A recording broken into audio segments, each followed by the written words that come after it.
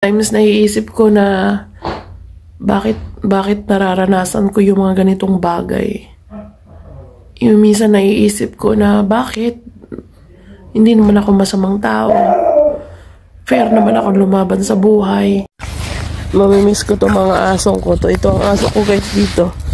Ayan. European grapes.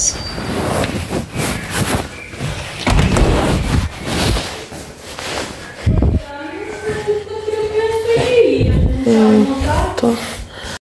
Hi guys, ayan, so galing ako ng pharmacy, bumili ako ng gamot. So nandito pa rin po kami sa probinsya. Natutuwa lang ako guys kasi may improvement na yung kahit pa paano yung Romanian ko. Kasi bumili ako sa pharmacy at naintindihan ko yung mga sinasabi niya, ay nakaka-response naman ako sa mga sinasabi niya sa akin. Nashock ako kasi sabi ko, wow, naiintindihan ko na sila kahit pa paano. So guys, today hopefully makaalis kami ng mga bata. Nagagayak na rin ako ng mga damit namin. Kasi dadalhin ko na yung ibang mga damit na binigay lang sa amin din yun ng mga kapitbahay namin. Saka yung damit ng anak ng inlo ko. So dadalhin ko kasi kukunti lang guys yung damit ng mga anak ko sa Bucharest. Iniisip ko guys kung paano kami makakaalis mamaya nang hindi kami napipigilan ng tatay nila. Kasi gusto niya talagang ipaiwan yung bunso ko. Gusto niya daling ko lang yung panganay ko kasi pumapasok na siya. Kaya iniisip ko kung paano yung gagawin ko mamaya. Kasi kailangan ko na talagang umalis. Alam niyo guys, yung mga aso namin, sama sila ng sama sa akin. Parang nararamdaman nila na paalis ako. Nararamdaman nila na hindi na ako babalik dito. Tingnan nyo guys. Ayan, kasama ko yan sa pharmacy. Bumili ako ng gamot ni Jacob. Kasi guys, yung pinto namin, yung gate namin, yan yung sinisira niya. Nung lasing na lasing siya. Nilak niya yung sarili niya dito. Diyan siya guys, umakyat dito sa ano na yan, bakod na yan. Tingnan nyo guys, malaki yung bahay dito. Malaki talaga yung bahay namin dito. Pero malaki nga yung bahay mo, pero wala ka namang peace of mind. Wala guys, katahimikan, walang happiness dito sa bahay na to. Puro bighati, puro lungkot ang naranasan ko dito at pag-iyak. Pero hindi naman lahat guys, pero may times din naman na masaya rin naman kami. Pero kalimitan talaga pag nakakainom siya, mas lamang talaga yung takot dito, pangamba, pag-iyak ko namin ng mga bata, takot. So nandito na ako guys sa gausok. Ito na ako kasi guys, si Jacob parang mas lalong lumalala yung ubo ni Jacob. Nakakaawa. Si Daniel naman okay na siya, hindi na siya sinisipon, pero yung ubo niya nandun pa rin. Ang iniingatan ko lang talaga guys, yung maghirap yung paghinga ng bunso ko. Yun doon ako natatakot kasi ayaw ko na siyang ma-hospital.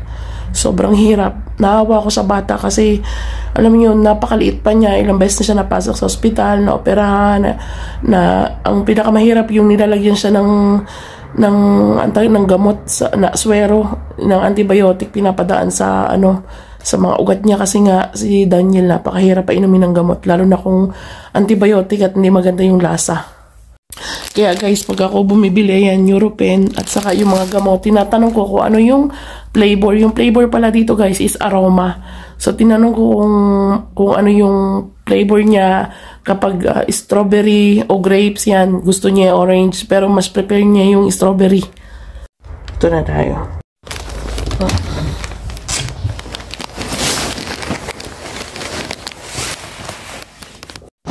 Ito ang bahay namin.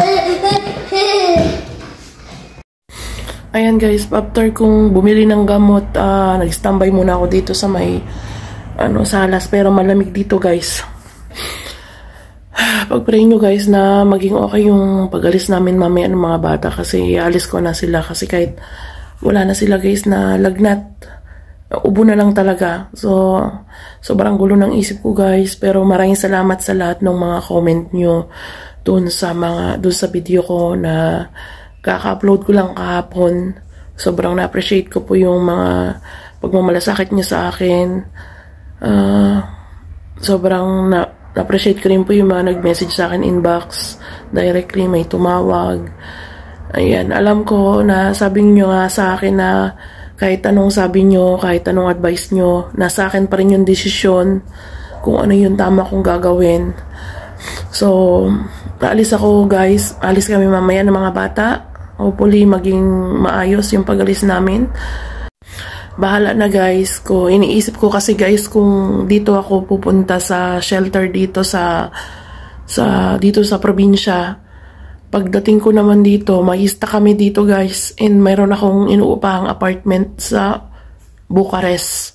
So, iniisip ko yun. Kailangan ko magbayad syempre ng monthly rental doon. Kaya, kailangan kong lumuwas talaga doon at doon na lang ako mag-decide kung anong gagawin ko.